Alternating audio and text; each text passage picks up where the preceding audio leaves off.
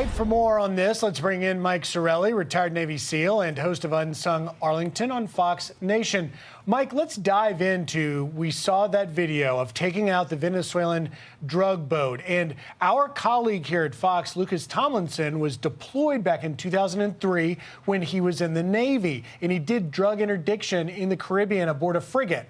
And he said, you know, back then there was a law enforcement component on the frigate. They would shoot to disable the boat, try and apprehend the drug runners, and then just confiscate the drugs. Now, it's an entirely different mission that certainly feels like simply shoot to kill. Arguably, I could say this is long overdue. You look at the toll, and I don't know the exact number of the amount of Americans we've lost to drugs, whether it's fentanyl, cocaine, or any other major illicit drug. I think this response is long overdue. And, you know, God bless our law enforcement brethren, but this is far outside their capability. And so this is where the Department of War comes into play. And it should be stiffer actions. It should be stiffer penalties for anyone trying to illicitly smuggle drugs into our nation that could potentially kill our youth and Americans. So I'm a strong proponent of the action that the Secretary of War, Pete Hegseth, and President Trump are taking. Mike, this is Jillian. Intelligence sources have been saying that if you're going to shoot to kill, you know, a euphemism in this case, if you're going to take people out, 11 people, as happened the other day, you got to be 110% sure that those targets are culpable. Based on what you know from serving, do you feel comfortable that the government was 110% sure that all 11 of these people were the right targets? I would love to meet the person who said you have to be 110% sure on anything. I'm going to tell you right now, the battlefield or situations like this, you never have the full picture. You, in fact, have to make very strong, decisive, quick decisions with 60 or 70% of the sight picture, or what we call intelligence. And that is the weight of the commanders that are making those decisions. That's the weight of the Secretary of War. That is the weight of the presidency. And you know, sometimes, guys, we get it wrong. That's war. And that's the war on drugs and the war on cartel. So you're never going to have, you know, 110% or 100% assurance on these targets. But when it comes to American lives, that's our job, to make those hard decisions for which 99% of Americans don't want to make, trying to protect our youth, Americans, and our way of life.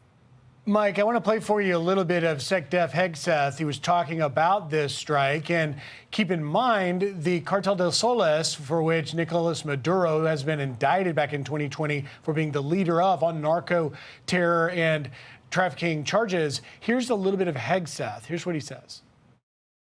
But if you're trafficking drugs and you're a known cartel entity, a designated terror organization, and they're headed for the United States or part of a process that would head to the United States, that will have lethal consequences. The poisoning of the American people is over. Those foreign terrorists who were defeated in the Caribbean were just the beginning of what will happen if foreign terrorist organizations continue to try to poison the American people and kill them in our homeland.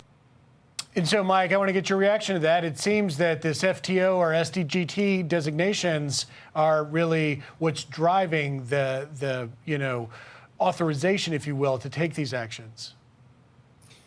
It is. I think putting the moniker of these are narco-terrorist organizations, and hence they fall under the rules of engagement for the military, is vitally important. And I think it's long overdue, guys. I remember the campaign back to the 80s of Don't Do Drugs. You know, that was a very indirect way of curbing our addiction to drugs. But you've got to go to the source on this. And presidency after presidency has taken a soft approach, has proven ineffective. And guys, you're left with one resort. If we truly want to protect the American people, then you've got to go after the source. You got to go after the cartels. And that means, you know, lethal action. Mike, real quick before we let you go, what do you make of the president's decision to rename DOD the Department of War? Well, I can tell you this. A lot of people are going to have an allergic reaction, and they don't understand the history. You know, Jennifer said it earlier on her segment. It's been the War Department since 1789 to 1947. And when the decision, the national military establishment was made, it was to really invoke bureaucratic unification in a softer post-war image. At the end of the day, there's two messages here, guys. There's internally and externally. Internally, the War Department or Department of War is a cultural mind shift that these social experiments within DoD are done.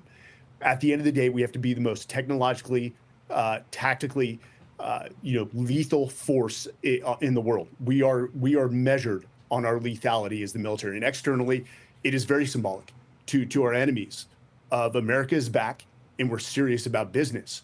We are always in the pursuit of peace, but we are trained in the art of war. We are the best military force, so don't test us. People respond to strength. Weakness invites enemies at your doorstep. No more nation building as well, it sounds like. Mike, got to leave it there. Thank you so much for taking time. Hey, Sean Hannity here. Hey, click here to subscribe to Fox News YouTube page and catch our hottest interviews and most compelling analysis. You will not get it anywhere else.